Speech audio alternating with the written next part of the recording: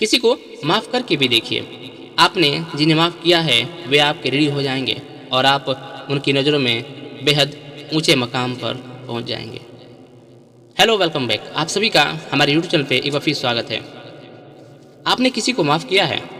क्या आप जानते हैं कि माफ़ करने के बाद आपकी ऊंचाई, आपका सम्मान लोगों के प्रति कितना बढ़ जाता है?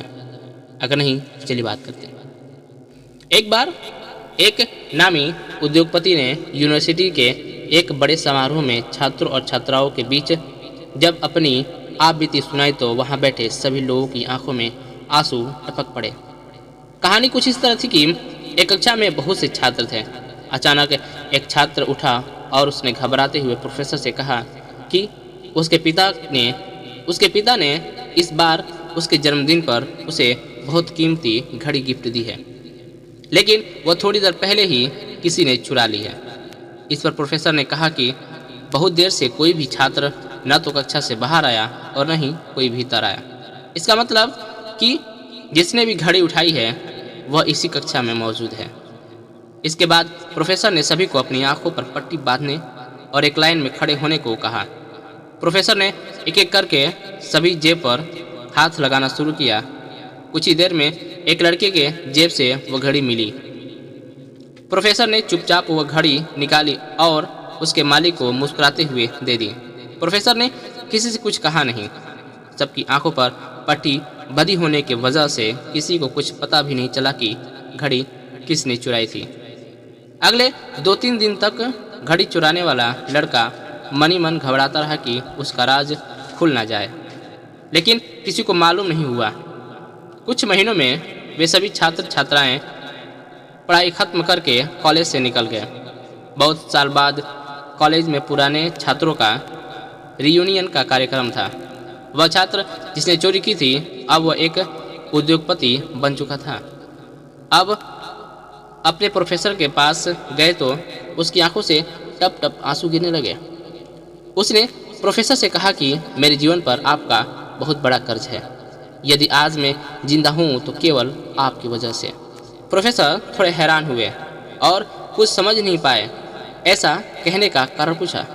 उस छात्र ने कहा कि सर, एक बार आपकी कक्षा में एक घड़ी चोरी हुई थी। तब आपने सबकी आंखों पर पट्टी बांधकर सबकी जेब चेक की थी। मैं शर्मिंदगी में इतना घबराया हुआ था कि मैंने निर्णय ले लिया था कि उस दिन सबको इस बात का अगर पता लग जाए कि घड़ी मैंने चुराई है तो मैं आत्महत्या कर लूँगा। वह घड़ी मेरी जेब से मिली थी, लेकिन आपने उसके बारे में किसी को नहीं बताया।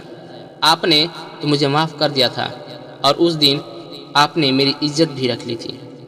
उस दिन मुझसे गलती हो गई थी और मैंने अपने आप से वादा किया था कि मैं कुछ बनकर दिखाऊंगा। यदि आप उस दिन मेरी चोरी के बारे में सबसे कह देते तो मैं शायद आज जिंदा ना रहता। प्रोफेसर ने धीरे से कहा, मैं नहीं जानता था कि वह घड़ी तुमने ली थी। मैंने तुम सबकी आंखों पर पट्टी तो बांधी थी, लेकिन साथ ही साथ अपनी आंखों पर भी पट्टी मैंने बांध रखी थी। मैं नहीं चाहता था कि मुझे पता चले कि मेरे किसी छात्र ने यह काम किया है, ताकि अपने किसी छात्र की वैल्यू मेरी नज़रों में हल्की ना हो जाए। यह सुनते ही वह लड़का जो अब एक नामी उद्योगपति बन चुका था नतमस्तक हो गया। व्यवहार की इतनी उच्चता, इतनी विनम्रता, इतनी उदारता उसकी कल्पना से काफ़ी परे थी। उसने ये सोचा भी नहीं था कि इस तरह की चीज़ें मैं कभी देख पाऊंगा। उस लड़के की आंखों में उस प्रोफेसर के प्रति सम्मान और भी कई गुना बढ़ गया। किसी की गलती पता चलने पर उसका अपमान करना आज के समय ये आम बात हो चुकी है। सबके बीच किसी की निंदा करना और सजा देना भी ये आम हो चुकी है, लेकिन उसकी गलती माफ़ कर आत्मसम्मान बचाने का मौका देना ये सबसे महानतम कार्य है। प्रबंधन का सिद्धांत है कि प्रशंसा सबके बीच करो और निंदा अकेले में। माफ़ करना और माफ़ी मांगना दोनों शक्तिशाली लोगों का काम है। एक बार किसी की गलती को भूलकर उसे माफ़ करके देखिए। अधिकांश मामलों में स्टाफ से लेकर संतान तक जिन्हें आपने माफ़ किया है वे दिल की गहराई से आपके ऋणी होते हैं।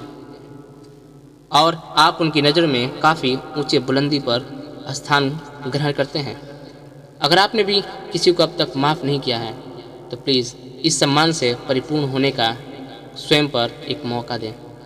दूसरों की गलतियों को माफ़ करना सीखें। क्या पता आप भी तो इंसान हैं, कहीं आप भी किसी के द्वारा, कहीं आपसे भी कोई गलती ना हो जाए। कहा जाता है कि जो खुद के प्रति जिस चीज़ की इच्छा होती है दूसरों के प्रति भी वही बर्ताव लाना चाहिए। अगर आपको ये वीडियो अगर दिल की गहराई से पसंद आई हो तो प्लीज़ इसे लाइक ज़रूर करें और हाँ, इसे अपने दोस्तों तक इतना पहुंचाएं कि वो भी एक दूसरे को माफ़ करने की शक्ति खुद में उत्पन्न करें और लोगों को माफ़ करें। चलिए मिलते हैं नई वीडियो में, तब तक के लिए नमस्ते, आदाब।